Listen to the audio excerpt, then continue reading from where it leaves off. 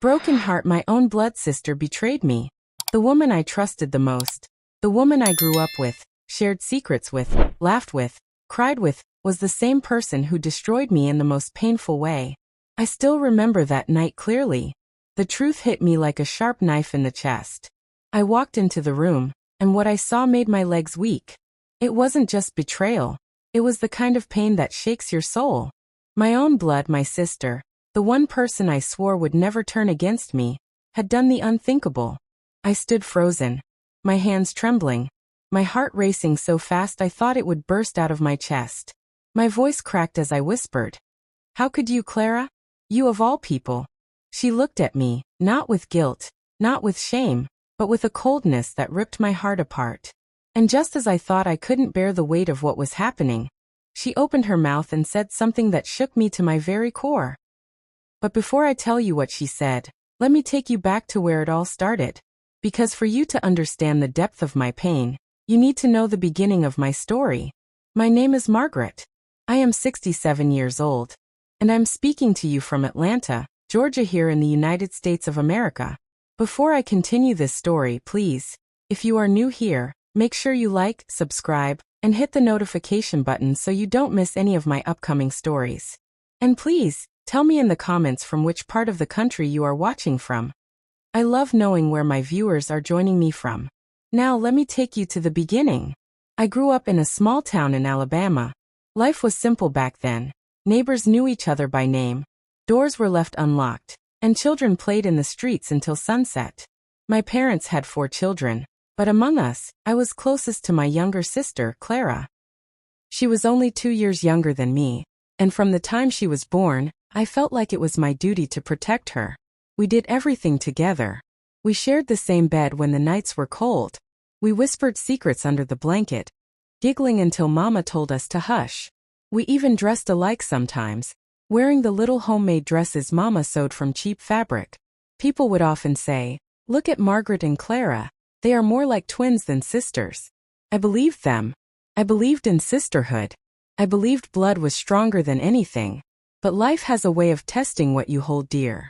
When we were young, Clara was quiet, soft-spoken, and very gentle. Everyone adored her. But as we grew older, I began to notice something darker about her. She was always watching, always comparing herself to me. If I got a compliment, her smile would fade. If I achieved something, she would suddenly grow cold. At first, I thought it was just normal sibling rivalry, and I ignored it. Little did I know that jealousy can turn into something poisonous if it is left to grow.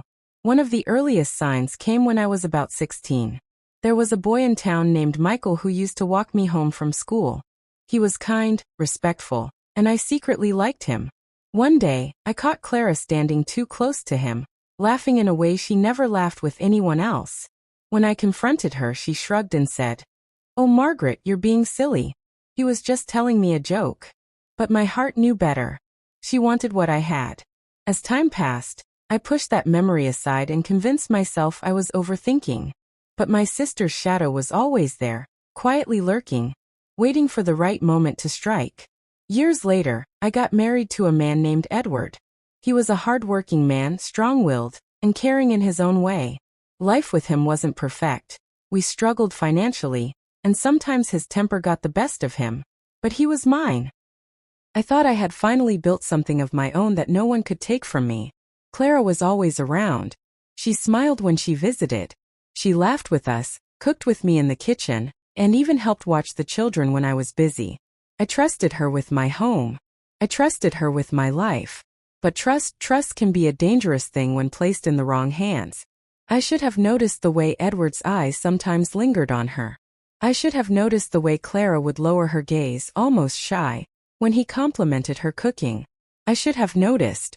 But love makes you blind, and trust makes you foolish. The day it all fell apart started like any other. I had gone to the market to buy food for dinner. The sun was hot, the streets were busy, and I hurried back home because I didn't want the children to be left alone too long. But when I stepped into my house, I heard a sound that froze me. It was laughter, Clara's laughter. But it wasn't innocent laughter. It was the kind of laughter a woman gives when she feels powerful. I walked quietly towards the sound, and that's when I saw it.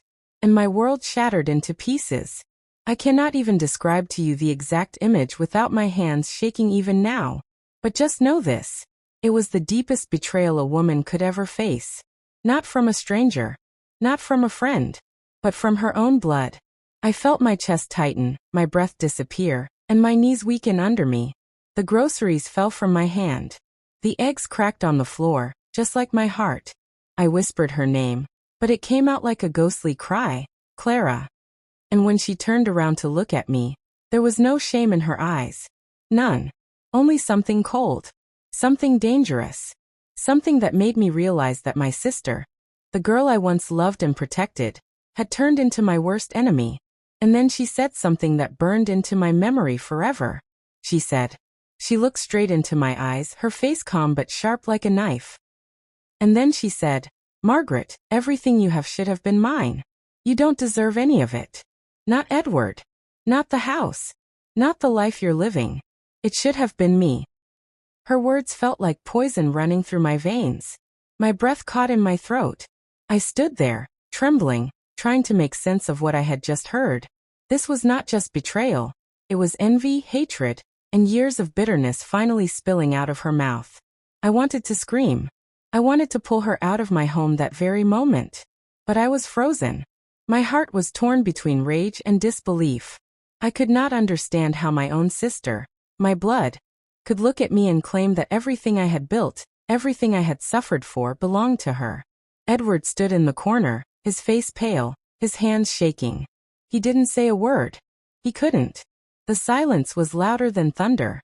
His guilt filled the room like smoke, suffocating me. I turned to him and whispered, Edward, tell me this isn't real. Tell me this is not happening. But he didn't speak. He lowered his head like a coward, and that silence broke me even more than Clara's words. I ran out of the room before my anger consumed me. My chest was burning, my legs heavy, but I kept moving. I couldn't face them anymore.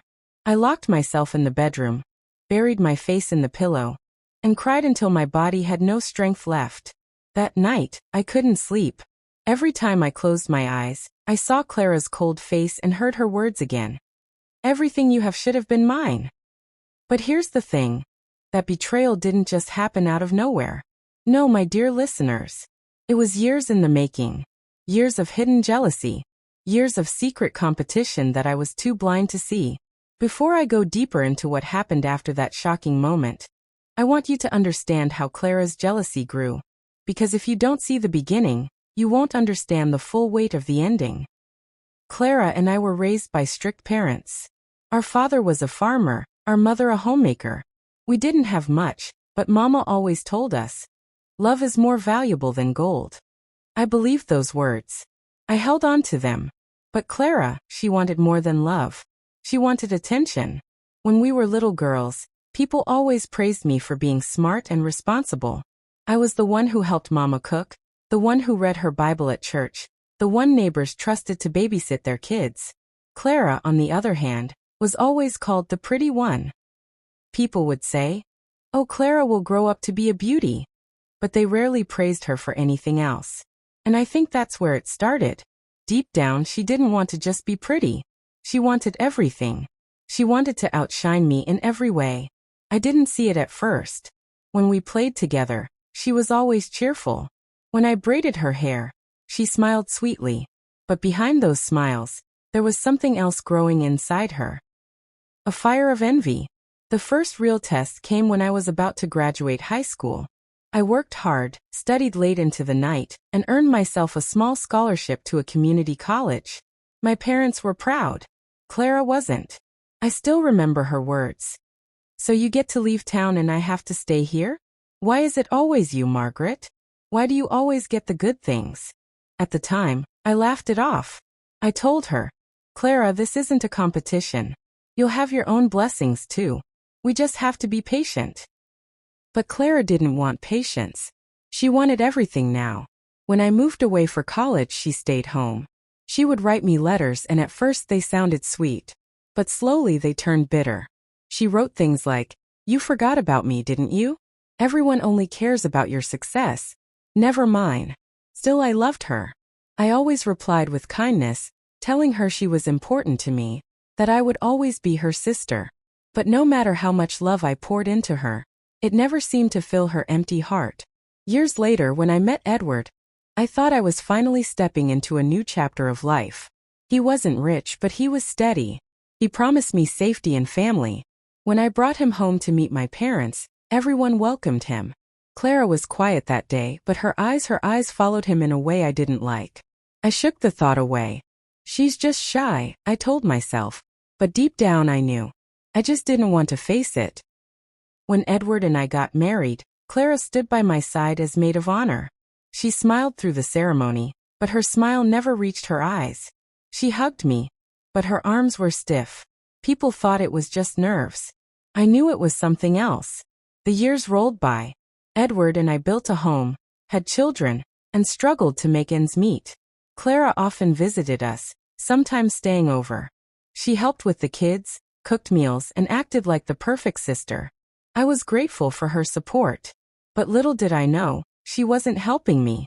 She was waiting, watching, looking for the perfect opportunity to take what was mine. And then that night came. The night I walked in and found her with my husband. The night my world shattered.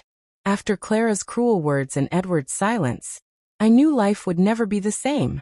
The next morning, I woke up with swollen eyes and a heavy heart. I looked in the mirror and barely recognized myself. The woman staring back at me was broken, but somewhere deep inside, a flame of anger was starting to burn. I walked into the kitchen and there they were, Clara and Edward, sitting at the table like nothing had happened. My children were there too, eating breakfast innocently, not knowing the storm that was raging in their mother's heart. I wanted to scream. I wanted to throw them both out.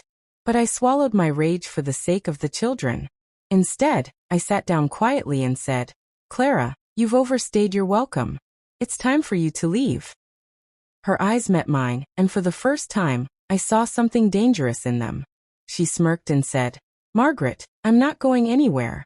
This house, this life, it belongs to me now." Her words cut through me like glass. I froze, staring at her in disbelief. Edward kept his head down, not daring to look at me. And that's when Clara did something that pushed me over the edge. Something that changed everything forever. She stood up, walked over to Edward, placed her hand on his shoulder, and said in front of my children, "Tell her, Edward. Tell her the truth. Tell her that you love me, not her." Edward's face turned red. His hands trembled as he tried to avoid my eyes. The children, confused and innocent, looked between us, not understanding the poison filling the room. My heart pounded in my chest as I waited for his answer. Would he deny it? Would he stand up for me, his wife? Would he protect our family? But then, with a voice so low it was almost a whisper, Edward said the words that broke me completely. He said, "Margaret, I can't lie anymore. I love Clara." The world around me collapsed. My ears rang, my body went numb, and I felt like the ground was opening beneath my feet. My own husband, the father of my children, the man I sacrificed everything for. He had chosen her. I looked at Clara and she smiled. It wasn't just a smile, it was a victory. A cruel, wicked smile that said she had finally taken everything she had envied all her life. Tears burned my eyes, but I refused to let them fall in front of her. I would not give her that satisfaction. I stood up slowly, my chair scraping against the floor. The children looked at me with wide eyes, scared by the tension they didn't fully understand. I forced myself to smile at them, though inside I was breaking into pieces. "Finish your breakfast, babies," I said softly. "Mama will take care of this."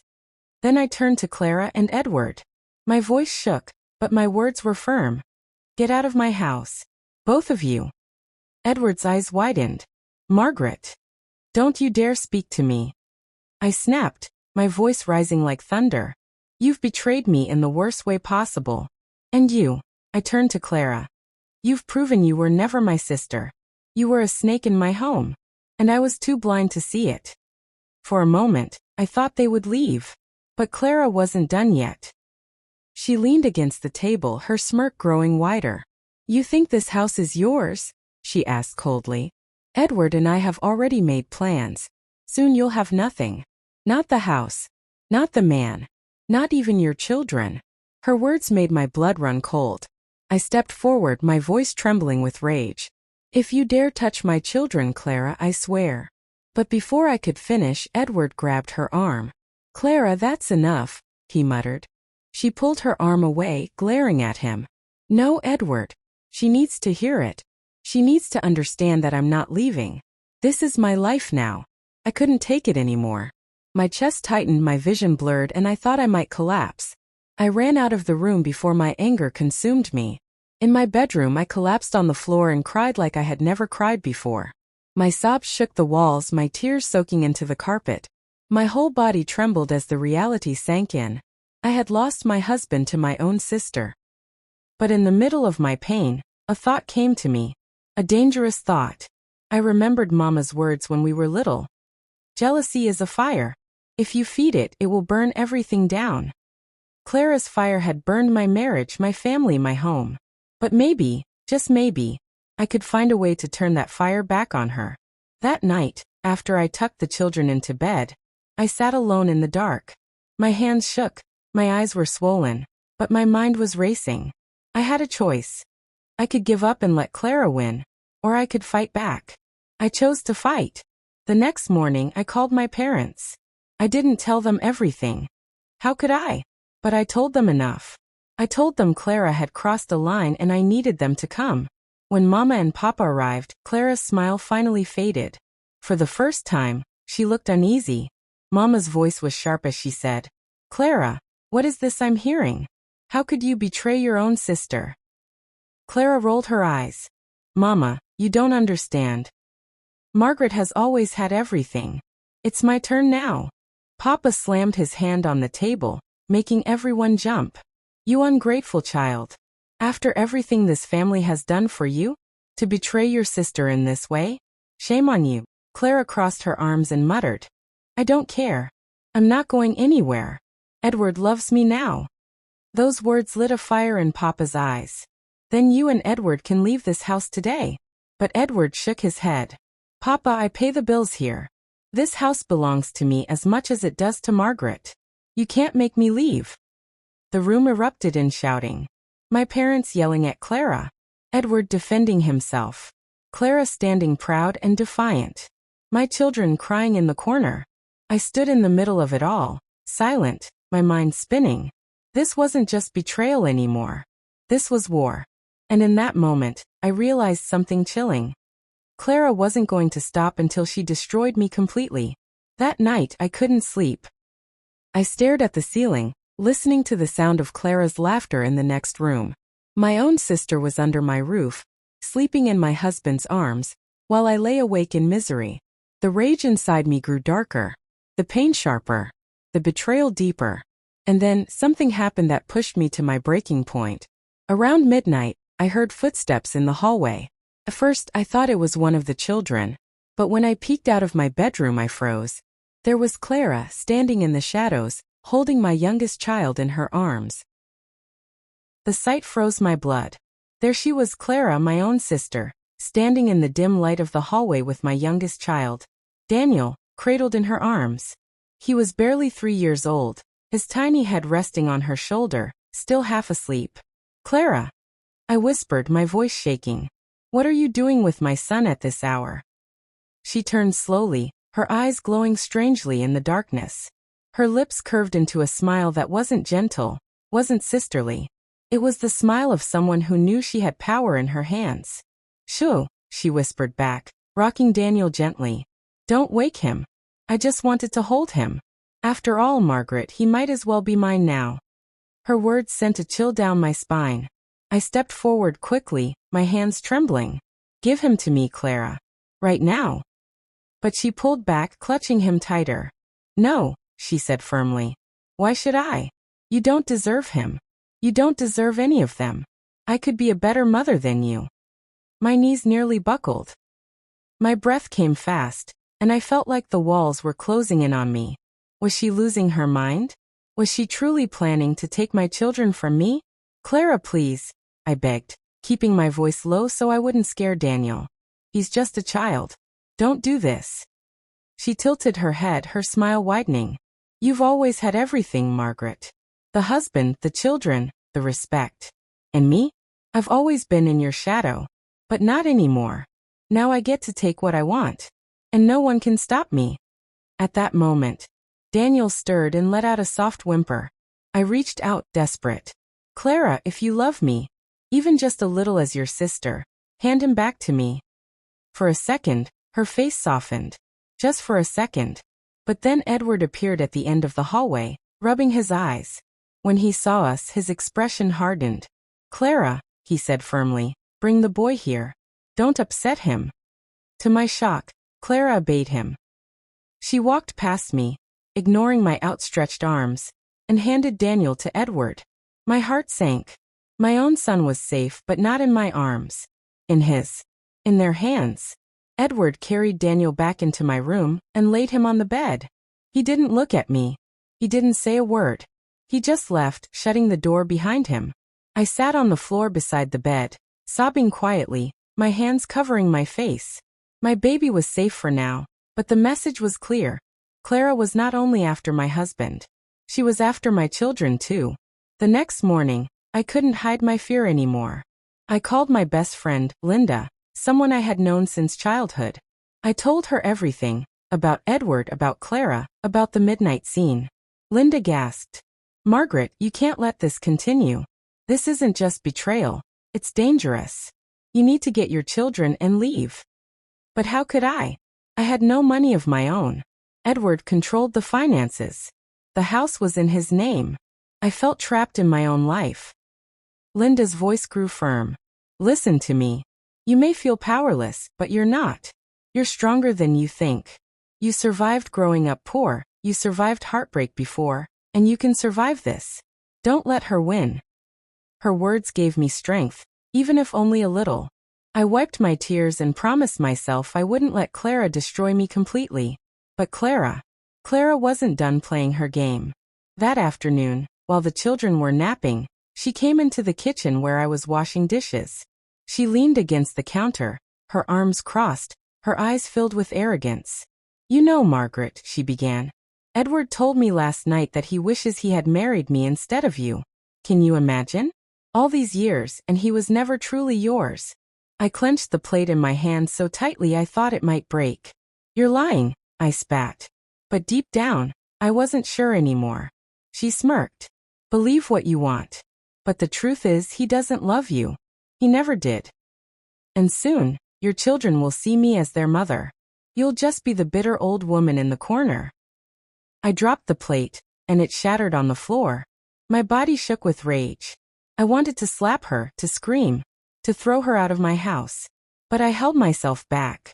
I couldn't lose control, not in front of her. Instead, I bent down, picked up the broken pieces, and whispered, God is watching, Clara. He sees what you're doing. And one day, you'll answer for it. Her smile faded for just a moment, but then she laughed. If God was watching, Margaret, he would have stopped me already. Her words echoed in my ears long after she left the kitchen. That night, I prayed harder than I had ever prayed before. I begged God to protect my children, to give me strength, to guide me through this storm. But sometimes, before the light comes, the darkness gets even darker. The next evening, while I was putting the children to bed, I heard Clara's voice in the living room. She was on the phone, speaking softly but firmly. Yes, I'll be ready by tomorrow, she said. Don't worry. Edward is with me. Margaret won't be a problem much longer. My heart stopped. Who was she talking to? What did she mean by won't be a problem much longer? I pressed my ear to the wall, my body trembling. She continued. Once the papers are ready, everything will be ours. The house, the money, the children. Margaret will have nothing. Papers? Money? Children? I realized with horror what she meant. Clara and Edward were planning something bigger. They weren't just betraying me emotionally. They were planning to take everything. My home, my children, my entire life. I staggered back, my hand over my mouth, trying to stop the scream that was rising in my throat. And then suddenly the floor creaked under my foot. Clara's voice stopped. There was silence. Then I heard her footsteps approaching. I rushed into the children's room and pretended to tuck them in. A moment later, she appeared in the doorway, her eyes narrowed. Were you listening to me, Margaret? she asked softly, dangerously. My heart raced, but I forced a smile. No. I was just putting the kids to bed. She stared at me for a long time, her eyes cold and calculating. Finally, she smiled. Good. Because if you ever eavesdrop on me again, you'll regret it. She turned and walked away, leaving me shaking from head to toe. That night, I lay awake, clutching my children close, my mind racing with fear. What were those papers she mentioned? Custody papers? Property papers? Were they planning to throw me out of my own home and take my babies from me? I knew then that I couldn't wait any longer. I had to act. I had to protect my children before it was too late. But before I could make a plan, disaster struck. The very next morning, I went to wake up my children and found my eldest daughter's bed empty. The scream tore out of my throat before I even realized it. Elizabeth! I shouted, running to the empty bed. My hands clawed at the sheets as if she might be hiding under them, as if she might suddenly appear if I pulled hard enough. But the bed was cold. My eldest daughter was gone. I stumbled back, clutching my chest. My other children, startled by my cries, sat up in their beds, their little faces full of fear. Mama, what's wrong? My son Daniel asked, rubbing his eyes. I tried to calm myself for their sake, though my heart was shattering. It's okay, babies, I whispered, though nothing was okay. Just stay here. Don't move. I rushed into the hallway, my bare feet pounding against the floorboards. Elizabeth! Elizabeth! My voice echoed through the house, but there was no answer.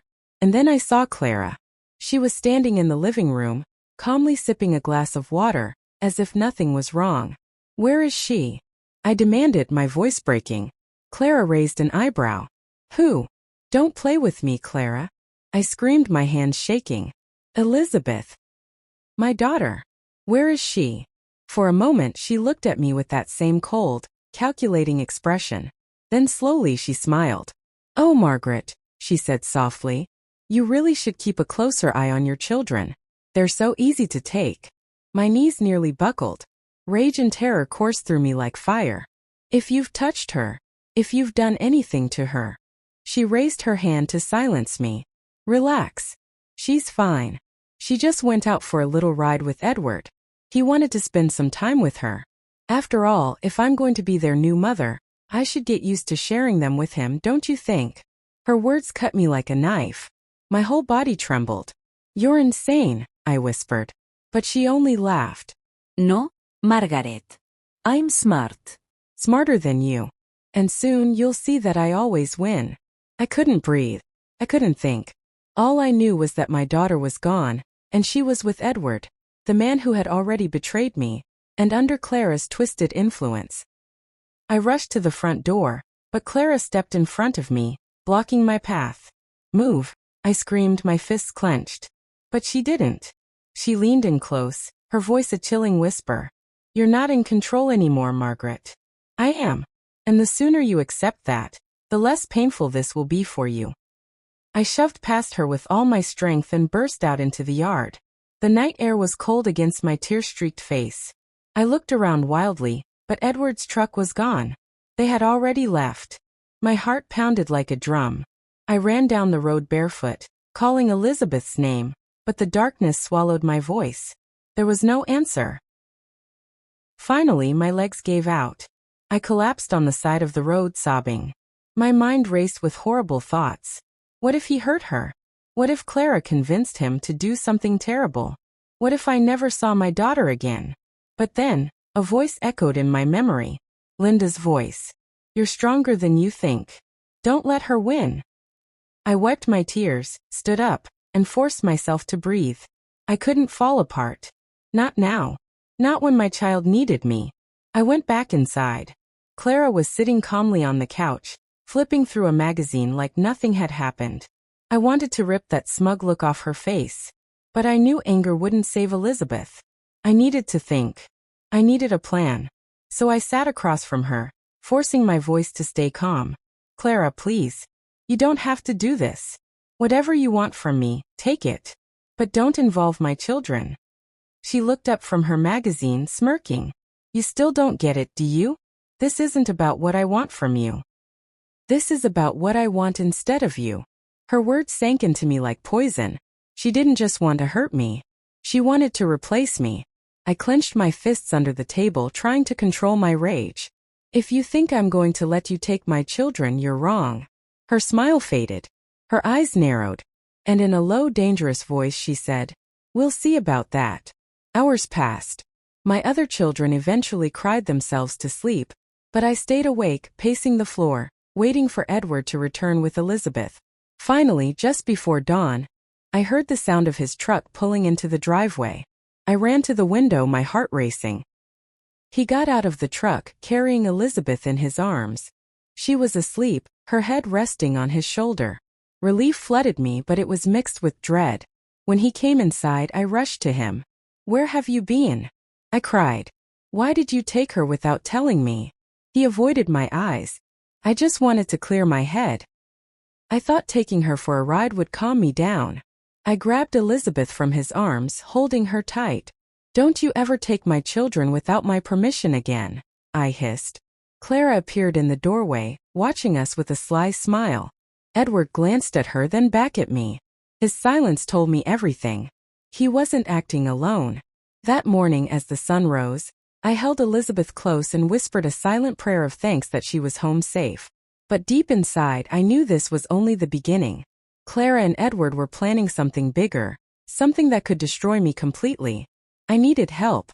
So later that day, when Clara and Edward went out together, I packed a small bag, gathered my children, and walked to Linda's house.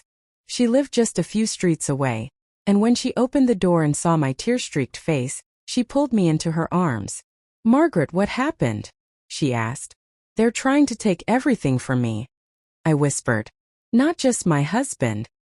My children, my home, my whole life. I don't know what to do." Linda's eyes hardened with determination. "Then we'll fight back. But you can't do it alone.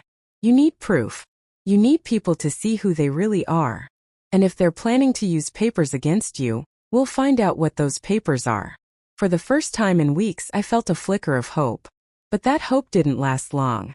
That evening, when I returned home with the children, I found a stack of documents sitting on the kitchen table. Legal papers. And when I picked them up and read them, my blood turned to ice. They were custody papers. Edward was filing for full custody of the children, with Clara listed as his partner and caregiver. My hands shook as I held the papers. The words blurred through my tears, but the meaning was clear. Edward wasn't just betraying me as a husband. He was trying to erase me as a mother. And Clara, my own blood, was helping him do it. No. I whispered, clutching the documents to my chest. This can't be real. This can't be happening. But it was real. The signatures, the stamps, the cold legal language, it was all there. Edward had already filed for custody. And in the eyes of the law, I could lose everything. I staggered back against the wall, gasping for air. My children played innocently in the living room, unaware that their future was being stolen right in front of them. I wanted to scream, to rip the papers to shreds, but I knew that wouldn't solve anything. I needed help. Real help. I grabbed the phone and called Linda. My voice shook as I explained what I had found. Her voice was urgent. "Margaret, listen to me carefully. Don't sign anything. Don't agree to anything. And whatever you do, don't let them think you're weak. If Edward has already filed, you need a lawyer, immediately." "A lawyer?" I whispered. "Linda, I don't have money for that. Edward controls everything." She paused, then said firmly, "Then we'll find someone willing to help. You're not alone, Margaret. Don't give up." Her words gave me a little strength. But deep down, I was terrified. How could I fight Edward and Clara when they had money, power, and the law on their side? That night, when Edward came home, I confronted him. I held the papers in my hand and stood in the doorway, blocking his path. "How could you do this to me?" I demanded, my voice trembling. "How could you try to take my children away?" He sighed, rubbing his forehead. "Margaret, don't make this harder than it has to be. You're not stable. The children need a safe environment, and Clara and I can give them that." His words cut deeper than any knife. "Not stable." I whispered. "I am their mother. I carried them. I raised them. You think you can just replace me with her?" From behind him, Clara appeared, her arms folded, her face smug. It's not about replacing you, Margaret. It's about doing what's best for the children. And let's be honest, you've never been enough. The rage inside me boiled over. I lunged forward, my hand raised to slap her. But Edward caught my wrist midair, his grip tight and painful. Don't you dare touch her, he warned, his voice low and dangerous. I stared at him in shock. This was the same man who once promised to protect me, who swore he'd love me until death. Now he was protecting her. I yanked my hand free, my body shaking. You'll regret this, I whispered. I swear, both of you will regret this. But they only laughed. That night I couldn't sleep. I lay awake, staring at the ceiling, listening to the sound of their footsteps in the next room. My mind raced with fear and anger. They were planning to take my children from me. They were planning to destroy me. And then a thought came to me. A dangerous thought. If they wanted a war, I would give them one. The next morning, I packed the children's school bags as usual, but instead of sending them to school, I walked them straight to Linda's house. I knew Edward and Clara would be furious when they found out, but I didn't care. My children were safer with Linda than in that house of betrayal. When Edward returned home and saw the children gone, he stormed into the kitchen. Where are they? He demanded. I stood tall, though my legs were trembling. Safe, I said. Away from you two. His face twisted with rage. Margaret, you're making a huge mistake. If you don't bring them back, I'll have you arrested for kidnapping. My heart skipped. Could he really do that? Clara stepped forward, her voice calm but venomous. Go ahead, Margaret. Keep hiding them. The more you resist, the worse you'll look in court. A desperate woman trying to hold on to children she's about to lose. I wanted to scream. I wanted to claw that smirk off her face. But instead, I bit my tongue and said nothing. Because deep inside I knew she was right. If I wasn't careful, they would twist everything against me. Days passed and the tension grew. Edward filed an emergency motion for custody, claiming I was unstable and unfit.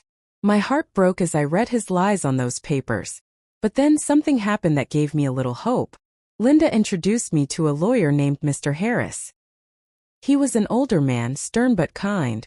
When I told him everything about Clara, about Edward, about the betrayal, he shook his head in disbelief.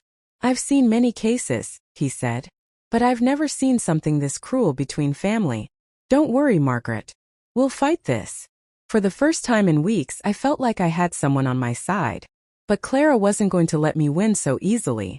One evening, as I was walking home from Linda's house, Clara pulled up beside me in Edward's truck. She rolled down the window, her eyes glittering with malice. You can fight all you want, Margaret, she said sweetly, but you're going to lose. The children already love me. Edward belongs to me.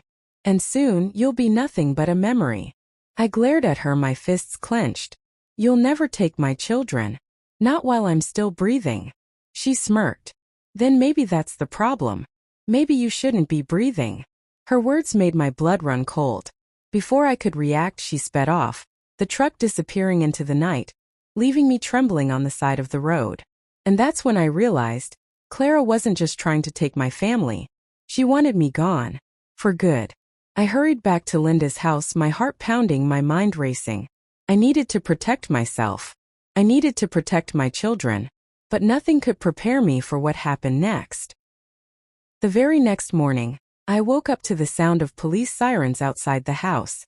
I rushed to the window, my stomach dropping. Several police cars were parked outside, their lights flashing.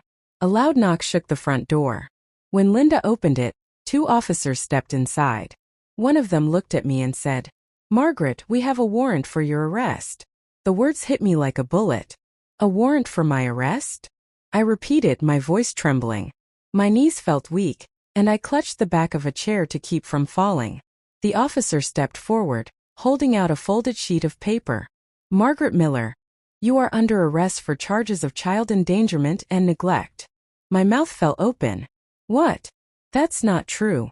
I would never endanger my children. The second officer approached me. Ma'am, you'll have a chance to explain yourself in court. But right now you need to come with us. Tears welled in my eyes as Linda stepped in front of me. This is a mistake, she cried. She's a good mother. Someone must have set her up. The officers didn't listen. Their faces were stone cold, their movements rehearsed. One of them took my arm gently but firmly, pulling me forward. My children rushed into the room, their small faces full of fear. "Mama," little Sarah screamed, clutching my leg. "Don't let them take you." My heart shattered. I knelt down quickly, hugging all of them close. "It's okay, babies. Mama loves you. Don't be scared. I'll be back, I promise." But deep inside, I wasn't sure if that was true. As the officers pulled me away, I looked up and froze. Clara stood at the end of the driveway, her arms folded, a satisfied smirk on her face. Edward was beside her, his hand resting on her shoulder as if she was already his wife. My stomach turned. My rage boiled. "You did this." I shouted at her as the officers led me to the patrol car. "You lied about me. You won't win, Clara. You won't win." She tilted her head, her smirk widening. "We'll see, sister. We'll see." The car door slammed shut, silencing me. As we drove away, my children's cries echoed in my ears. Linda tried to comfort them, but all I could think about was Clara, standing there like a queen who had finally conquered her enemy. When we arrived at the station, I was fingerprinted, photographed, and locked in a small cold cell. The humiliation burned deep inside me. I was treated like a criminal, when all I had ever done was love my family. Hours passed before Mr. Harris, my lawyer, finally arrived. His face was grim. "They've built quite a case against you," he said. "Edward and Clara submitted statements claiming you've been unstable for years. They even presented photos of the children looking unkempt." "What?" I gasped. "That's a lie. They planted those things." He nodded. "I believe you. But the court doesn't know you like I do. We'll need proof, real proof, that this is all a setup. Otherwise, the judge could grant temporary custody to Edward until your case is resolved." Temporary custody. The words made me feel sick. Clara would get exactly what she wanted. I clenched my fists. "Then I'll fight. I don't care what it takes. I'll prove the truth." Mr. Harris gave me a small nod. "Good. That's the spirit. But Margaret, be ready. This won't be easy. They're not just trying to win custody. They're trying to destroy you completely." That night, alone in my cell, I replayed everything in my mind. Clara's smirk, Edward's silence, the lies on those papers. And then, as the cold walls surrounded me, I remembered her words. "Maybe you shouldn't be breathing." A chill ran down my spine. It wasn't just about custody. Clara wanted me erased, wiped out, not just from my children's lives, but from this world. The next morning, I was released on bail. Linda hugged me tightly outside the courthouse. "We'll fight this," she whispered. But before I could reply, I saw them again. Edward and Clara, standing on the courthouse steps. Reporters swarmed around them, snapping photos. Clara wore a pale blue dress, her hair neatly tied, her face painted with a fake mask of sorrow. "We're just doing what's best for the children," she told the cameras, her voice dripping with false concern. "It breaks my heart to see their mother struggle this way." I wanted to scream. I wanted to tell the world who she really was. But Mr. Harris grabbed my arm and whispered, "Don't. Not here. Not yet. If you lose your temper, they'll use it against you." So I swallowed my rage and turned away. That night, back at Linda's house, I held my children close. I promised them again and again that I would never stop fighting for them. But deep inside, I knew Clara wasn't done yet. She had already played the police. She had already poisoned the court. And if she wanted me gone permanently, she might be planning something even worse. And I was right. 2 nights later, as I was tucking the children into bed, a strange noise echoed outside the window. A rustling. A shadow moving. I froze, my heart pounding. Slowly, I crept to the window and peered out. And what I saw made my blood run cold. Someone was standing in the yard, dressed in black, their face hidden under a hood. And in their hand was a canister of gasoline. At first, I thought my eyes were playing tricks on me. Maybe the shadows outside the window were just tree branches swaying in the night breeze. But then, I saw the glint of metal under the faint glow of the street lamp. The figure lifted the canister, tilting it slightly, and I caught the unmistakable smell of gasoline drifting through the cracked window. My breath caught in my throat. Dear God, I whispered. Someone was about to set the house on fire. I rushed to the children's room, my heart racing so fast I thought it would burst. They were already half asleep, their tiny bodies curled under the blankets, their innocent faces unaware of the danger outside. I forced myself to stay calm. Kids, I whispered urgently, shaking them awake. We have to go. Now. Sarah rubbed her eyes. Mama, what's happening? No questions, sweetheart. Just trust me. We have to move quickly. I grabbed their hands, leading them toward the back door as quietly as I could. My ears strained for every sound. The crunch of footsteps outside, the slosh of liquid being poured across the porch. My skin prickled with fear.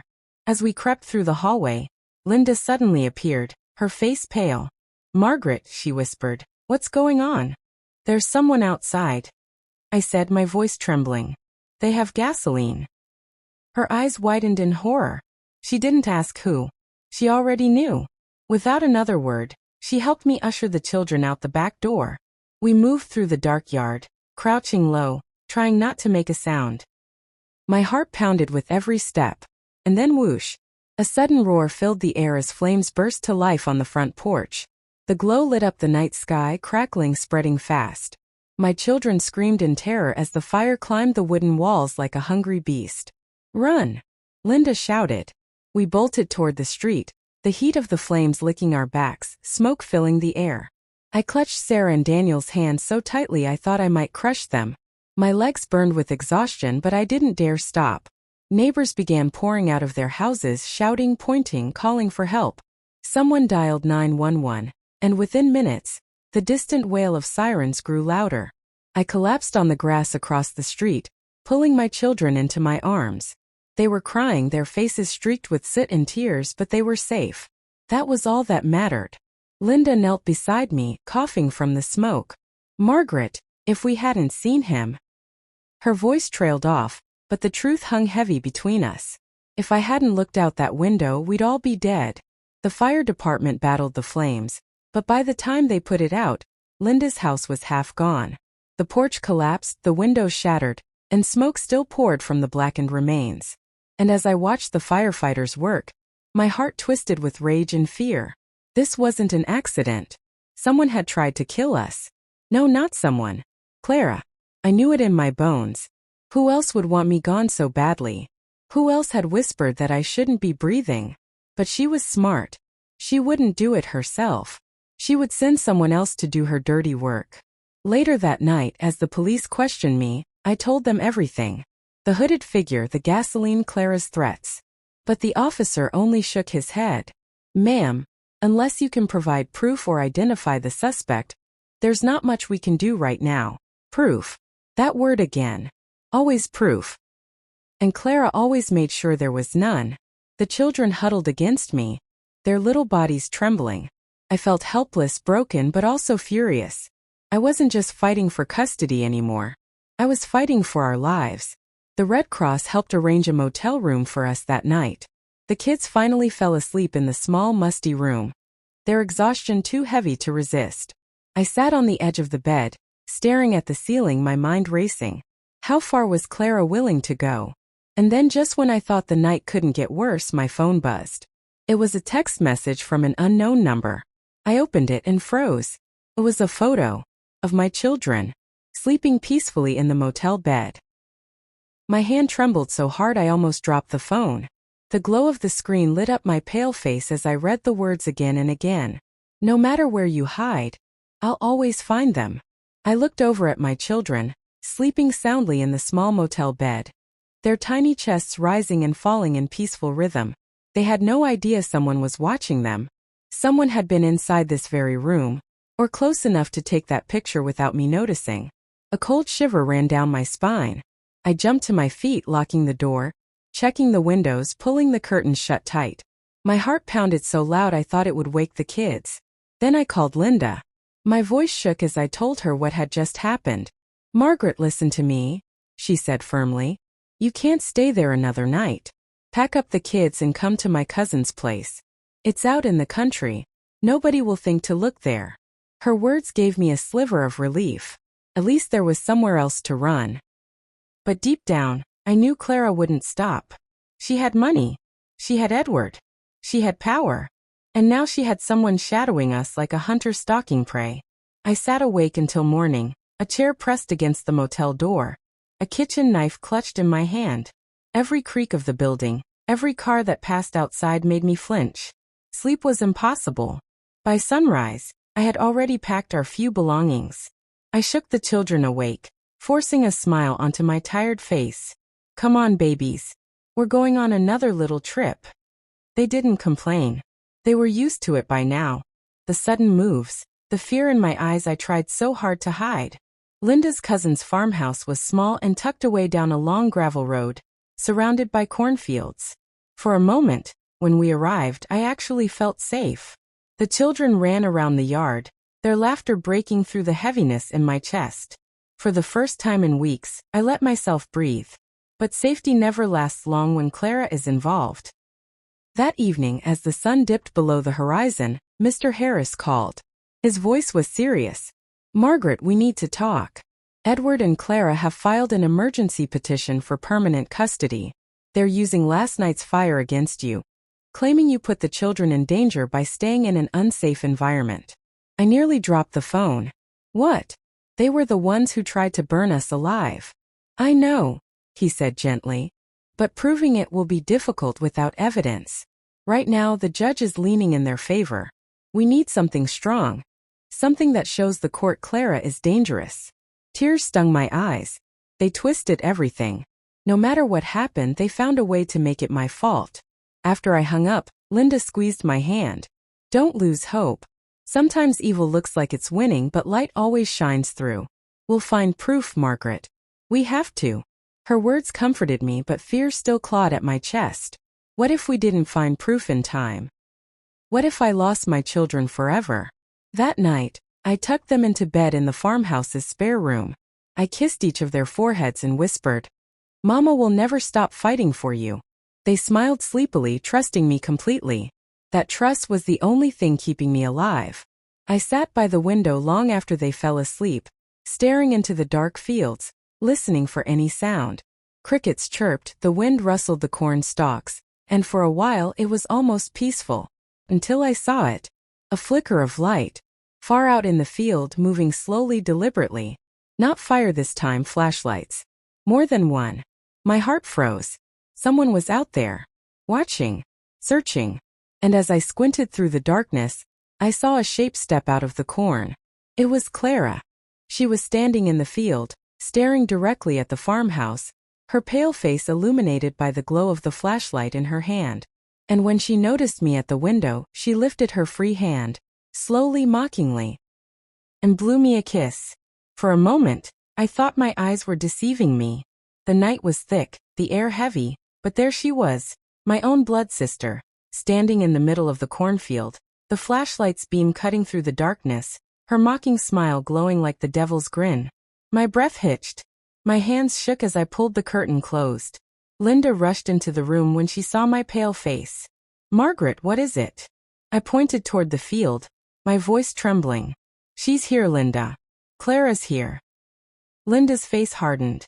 She peeked out the window and saw the flickering lights moving closer. Her jaw tightened. She's not alone. Fear clawed at me. If Clara was here, in the dead of night, she wasn't coming for words. She was coming to finish what she started. We have to protect the kids, I whispered. We rushed into the spare room where the children slept. My heart shattered at the sight of them, curled up peacefully, unaware of the danger lurking outside. I gently shook them awake. Babies, listen to Mama. We have to go right now. They stirred, frightened by the urgency in my voice. Daniel clutched my hand. Mama, is it the bad lady again? Yes, sweetheart, I whispered, tears stinging my eyes. But Mama won't let her hurt you. Linda grabbed her phone and dialed 911, her voice steady but urgent. There are intruders on the property. We need the police immediately. But I knew the police wouldn't arrive in time. Clara was already here. The sound of footsteps crunched closer, the corn stalks swaying violently. Then bang, bang, bang. The front door rattled under heavy fists. Open up, Margaret. Clara's voice rang through the night, sharp and venomous. You can't hide from me. The children screamed and clung to me. My body shook, but I forced myself to stand tall. I wouldn't let her see me crumble. Not now, Linda whispered fiercely. Take the kids out the back. I'll stall them. No, I whispered back, gripping her arm. If they get you. She shook her head. You're their mother. They need you. Go. My chest burned with gratitude and fear, but I knew she was right. I scooped up Sarah, held Daniel's hand, and slipped out the back door, my bare feet hitting the cold grass. We ran into the fields, the children stumbling beside me, their sobs muffled against the night. Behind us, I heard the splintering crack of the front door breaking open. Clara's voice carried through the night. Margaret, you can't run forever.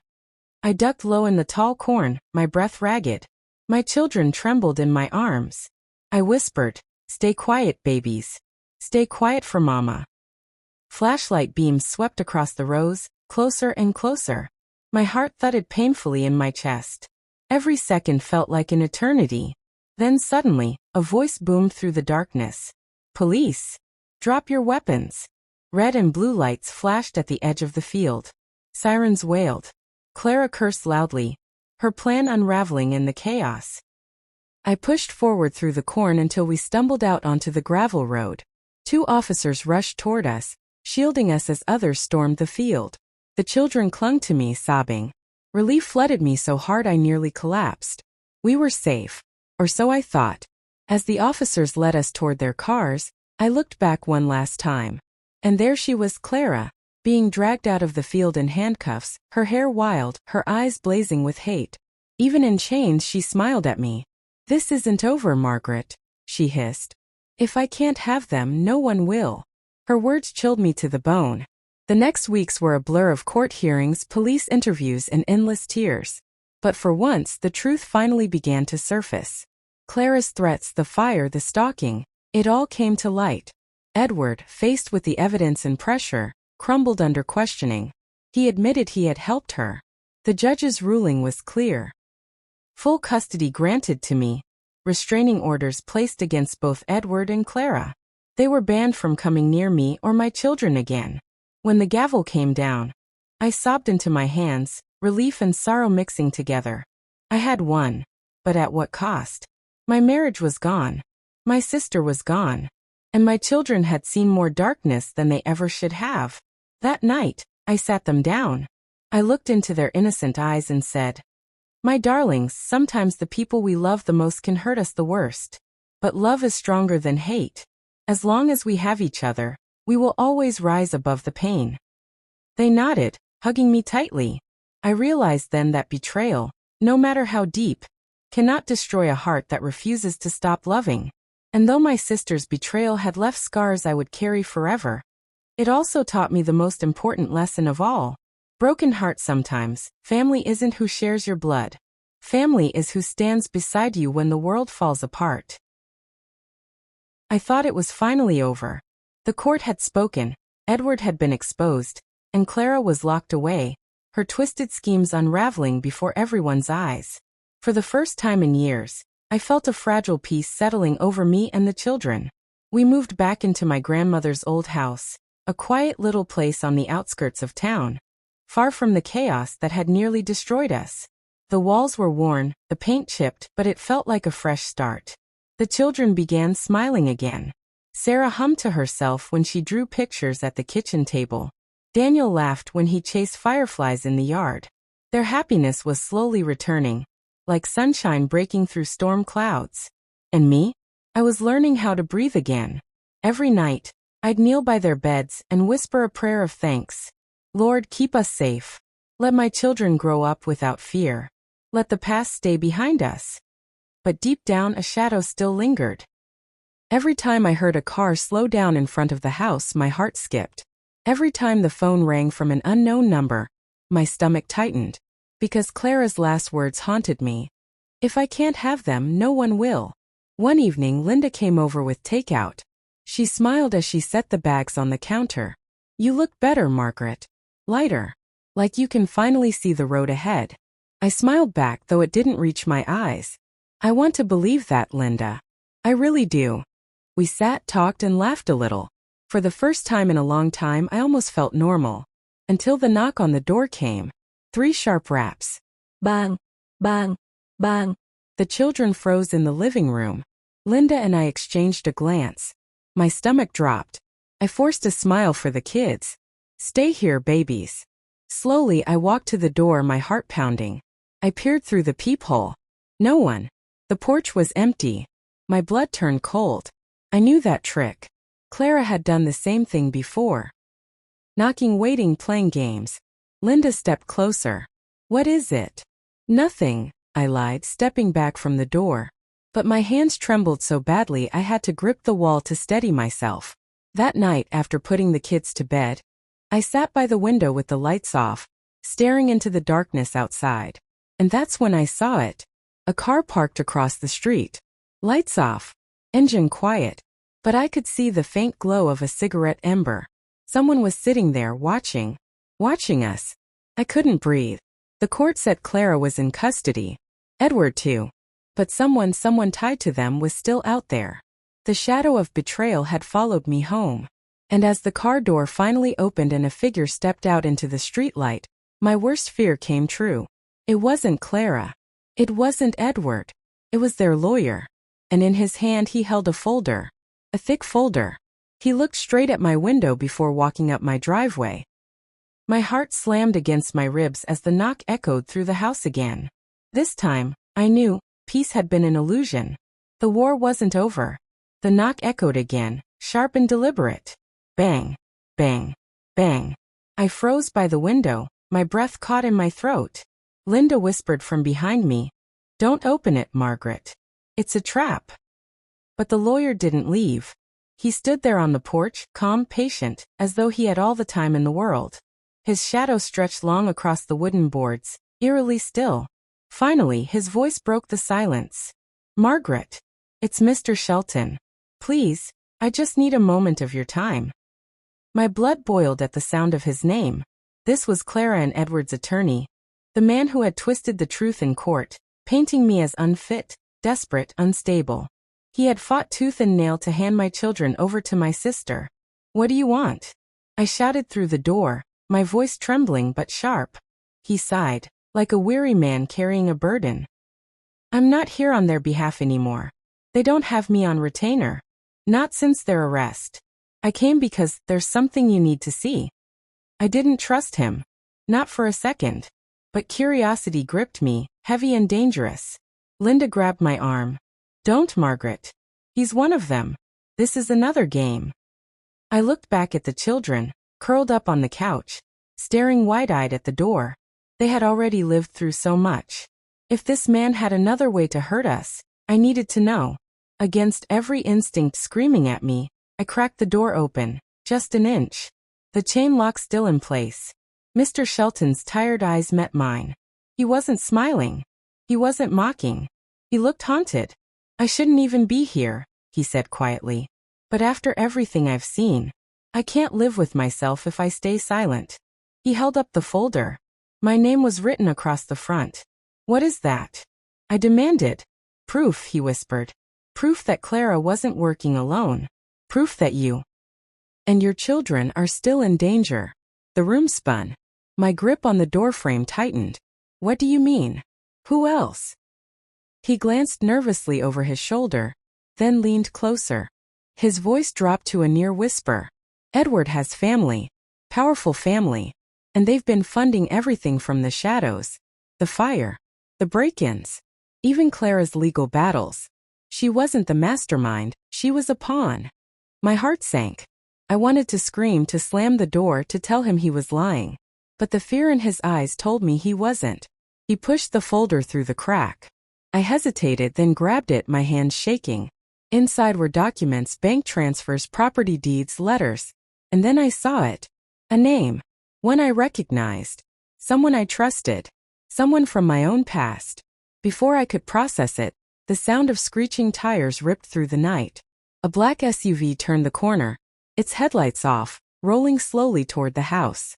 Mr. Shelton's eyes widened in panic. "They found me." "They can't know I gave you that." His words cut off as the SUV's window rolled down. A gun barrel glinted in the streetlight. I screamed. The first shot shattered the quiet night. The gunshot cracked through the night like thunder. I dropped to the floor, clutching the folder to my chest as the children screamed. "Get down," Linda shouted, throwing herself over Daniel and Sarah. I crawled toward them, heart racing, my ears ringing. Another shot ripped through the air, splintering the wooden porch railing. Mr. Shelton stumbled backward, a red bloom spreading across his shirt. He collapsed onto the porch steps. "Shelton!" I screamed, my voice raw. But there was no time. The SUV roared forward, tires spitting gravel, its headlights suddenly blazing white against the house.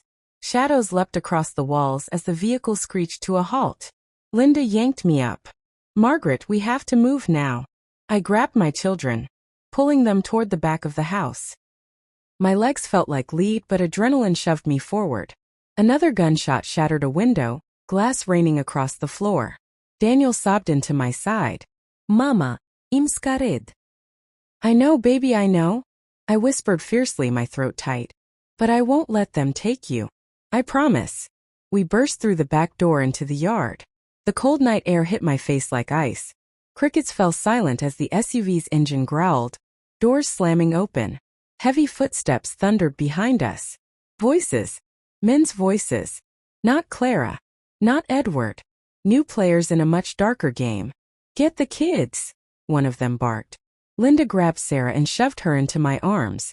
"Run, Margaret. Don't look back." "What about you?" I cried. "I'll hold them off."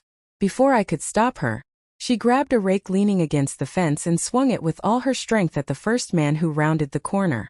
He grunted in pain, stumbling, but another was right behind him. I ran.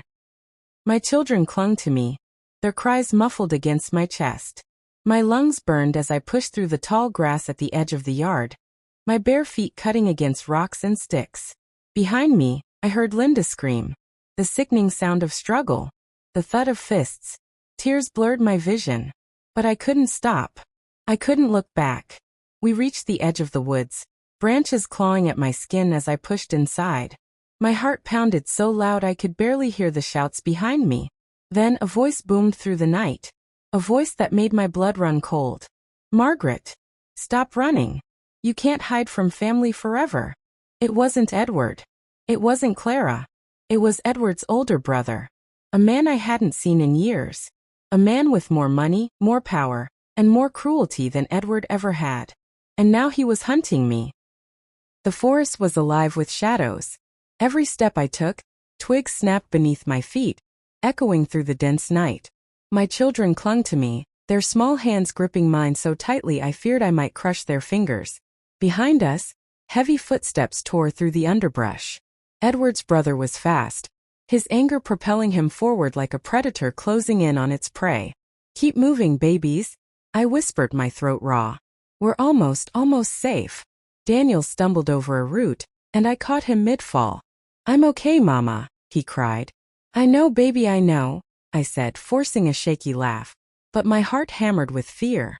We ran deeper into the woods, the darkness thickening around us. The moonlight barely filtered through the canopy, casting eerie patterns on the forest floor. Every shadow seemed alive, every rustle of leaves a threat. Suddenly, a branch whipped across my face. I yelped but didn't stop. The children were counting on me.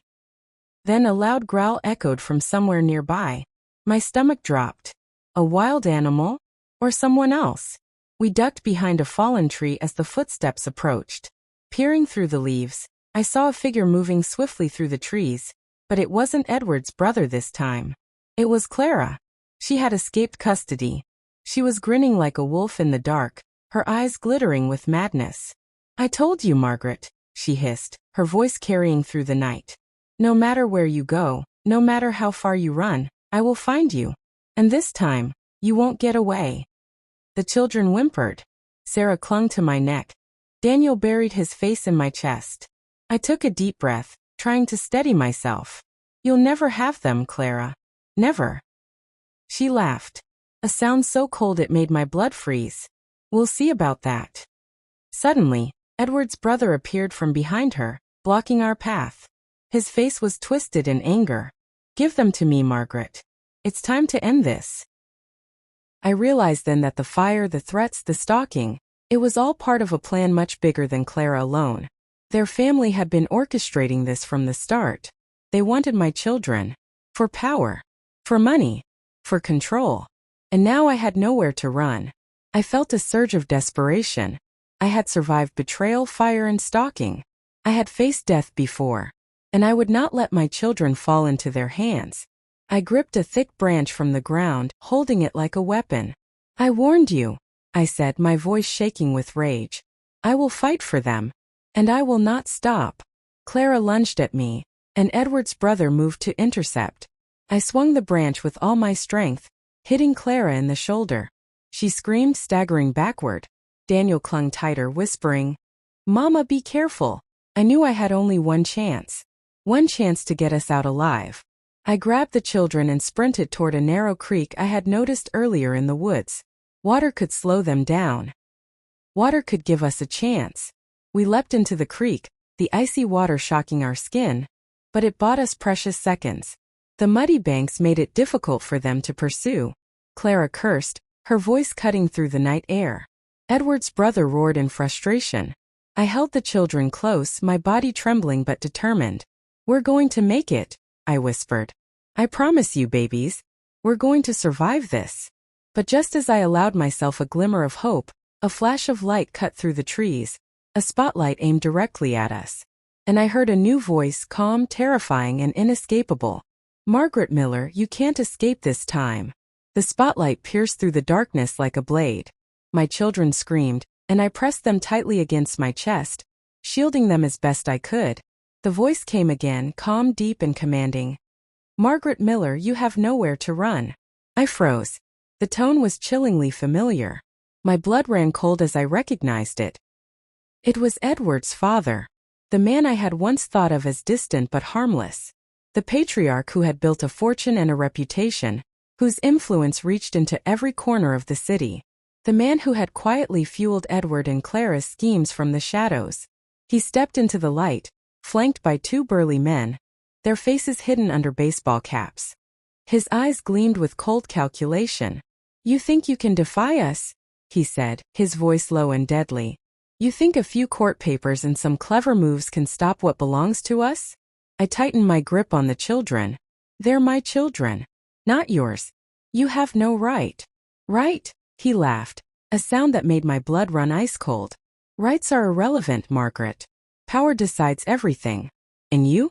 You've made yourself an enemy of our family. That's a mistake you will pay for." The cold night air pressed down on us. Clara, recovering from the hit I had given her in the creek, stood behind him, smirking. Edward's brother moved to flank me, blocking any possible escape. My heart pounded in my chest. Fear threatened to paralyze me, but I forced myself to think. I had survived fire, betrayal, stalking, and attempted murder. I could survive this too. I whispered to the children, "Stay close, babies. Hold on tight. Mama is going to fight for us." Edward's father raised a hand, signaling his men. "Grab them." I swung the branch I had been holding, striking the nearest man in the arm. He yelled and Daniel screamed in fright. But there was no time to hesitate. I pushed forward, dragging the children toward a narrow gap between the trees. The father barked orders, his voice slicing through the chaos. But I could see a crack in their coordination. Clara's smirk faltered for a moment, her overconfidence making her reckless. I grabbed a fallen branch from the ground, swinging it toward Clara. She yelped, stepping back, and for a split second the men hesitated. That was enough. I bolted through the gap, water from the creek splashing around my feet, the children clinging to me, their small bodies trembling. I didn't stop running. Not for a second. Branches tore at my clothes, roots grabbed my feet, but adrenaline and desperation pushed me forward. I knew the forest better than they did. I had survived here before. Behind me, the shouting grew louder, closer. But then, a gunshot rang out. Not at us. Somewhere behind, a struggle, a crash. I didn't dare look. I kept running, my lungs burning, my heart hammering. My children's small hands gripped mine, their trust in me like iron chains keeping me moving. Then, as we reached a dense part of the forest, the moonlight broke through the trees. And there, waiting, was a small cabin. I had never seen it before, but instinct told me it could be our salvation. I sprinted the last few yards, pushing open the door. Inside it was empty, dark, but safe for now. I bolted the door behind us, pressing the children against me. We collapsed on the wooden floor, shaking, exhausted. My chest heaved as I whispered, "We made it, we made it." But deep down, I knew it wasn't over. Edward's father, Clara, and the rest of their family would not stop. Their obsession with control, with destroying me, ran too deep. And then a new sound chilled me to the bone. A soft click. The cabin door handle moved slowly. And from the shadows a voice purred. "You can run, Margaret. But you can't hide. Not from me." The click of the cabin door echoed through the room like a death knell. My chest tightened, and the children pressed against me, their small bodies shaking with fear.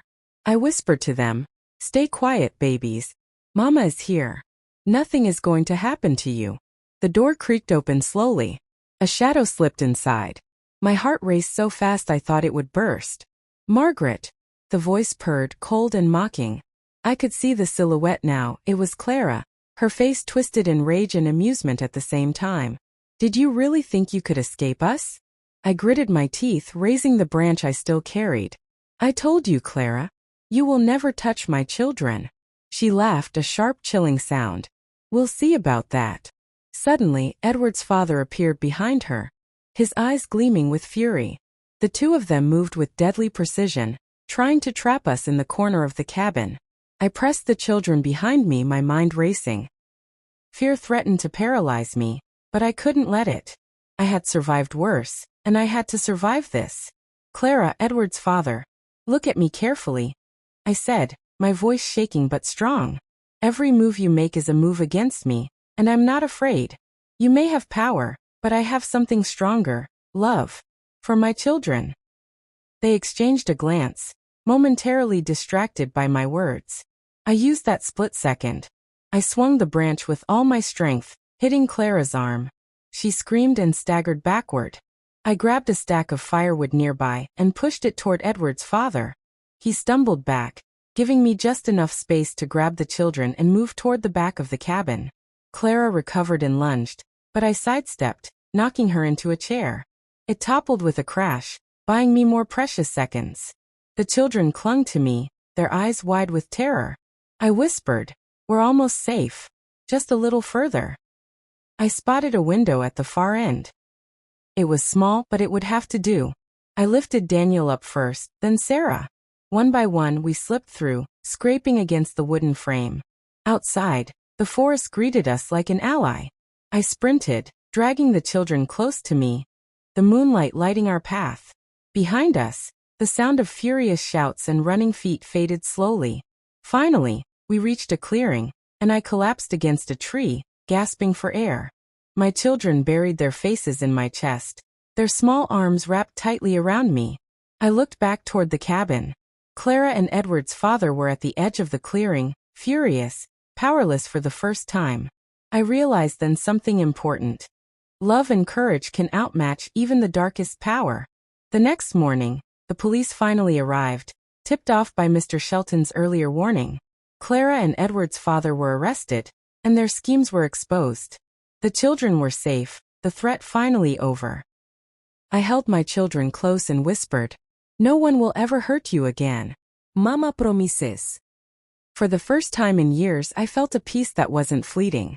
I had survived betrayal, fire, stalking, and violence. And now, finally, we could start to heal. Broken heart, the life lesson was clear.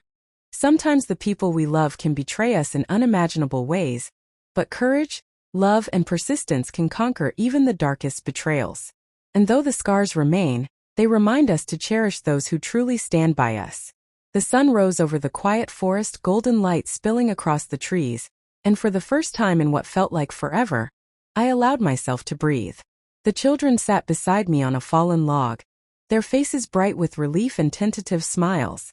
Sarah hummed softly, drawing little pictures in the dirt with a stick, while Daniel chased a butterfly nearby.